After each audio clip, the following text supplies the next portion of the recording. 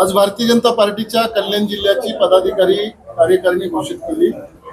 आमचे जिल्ह्याचे अध्यक्ष नंदूजी परब यांनी आज सगळ्यांना आपली नावं सांगितली।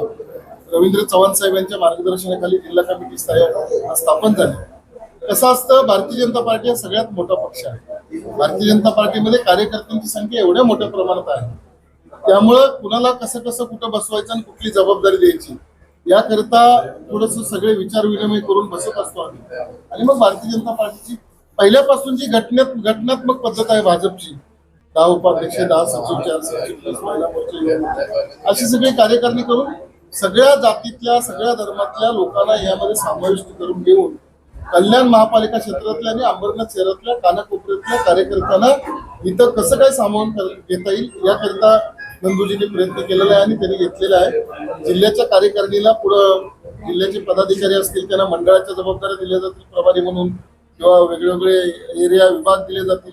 त्या ठिकाणी संघटना वाढवण्यासाठी काम केलं जाईल आणि पहिल्यापासूनच भारतीय जनता पार्टी हे संघटनात्मक 100% वाढवण्याकरता आपण सगळेजण प्रयत्न करतो।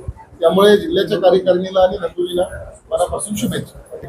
10 उपाध्यक्ष या जिल्ह्यावरती नेमलेले आहेत, 10 सचिव, 4 सरचिटणीस, महिला आघाडी, युवा मोर्चा, असे 7 मोर्चा आहेत। अशी पूर्ण एक 80 जणांची टीम बनवलेली आहे जिल्ह्याची। विशेषतः निवडणुकीनंतर पहिल्यांदाच आहे, काय नेमकं या निवडणुकीमध्ये वेगळं आहे? काय झालं की आपण जेव्हा मी जिल्हाधिकारी झाल्यापासून अंबरनाथ निवडणूक असेल, अंबरनाथची निवडणूक असेल, कल्याण डोंबिवलीची निवडणूक असतील, अशा काळामध्ये ह्या दोन्ही निवडणुका तसेच त्याच्यामुळे बरेचसे लोकांना सामावून घ्यायचं होतं।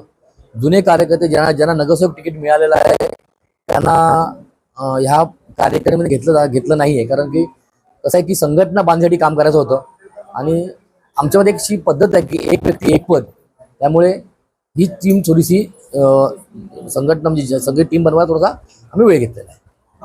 बाहेरच्या पक्षातून आलेल्या लोकांना पण यामध्ये संधी देण्यात आली, त्याबद्दल काय सांग? आता ते बाहेरचे आले नाही आहेत, आमच्यामध्ये आले ते तर आमचे सहकारी आहेत आणि भारतीय जनता पार्टी नेहमीच आपल्या सगळ्यांना विस्तृत माहिती आहे की सहकार्याने घेऊन चालतं।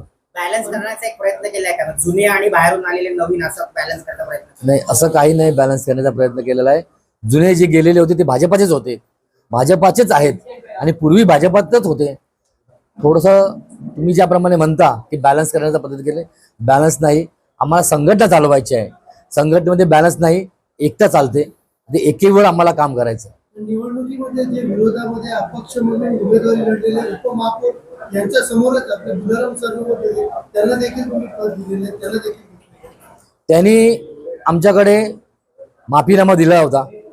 तो माफीनामा आम्ही शिस्तभंग समितीकडे पाठवला आणि शिस्तभंग समितीने तो राजीनामा, तो त्यांची माफीनामा मान्य केला, म्हणून त्याला आम्ही घेतो। कशा प्रकारे आता या कमिटीच्या माध्यमातून पुढचं नियोजन असणार आहे, काय नेमकं यांच्यावरती जबाबदारी? आता जबाबदारी आपण पाहिल्या असतील त्याप्रमाणे या पुढील काळामध्ये 2029 पर्यंत ज्या निवडणुका येणार आहेत त्यासाठी संघटनात्मक जे शक्य होईल, जे करावं लागेल, ज्याप्रमाणे करावं लागेल, त्यासाठी आमची ही जिल्ह्याची टीम संपूर्णपणे कार्यरत असणार। आणि टीम आमची सगळी टीम पाहिली असेल, सगळेच एकदम ताकदवर आणि काम करणारी लोक आहेत सगळी टीममध्ये। सगळी टीम बघा, सगळे अनुभवी आहेत, काम करणारे आहेत आणि त्यांच्यामध्ये एक वेगळं एक ताकद आहे की प्रत्येक विषय हँडल करण्याची, अशीच आम्ही घेतलेली आहेत।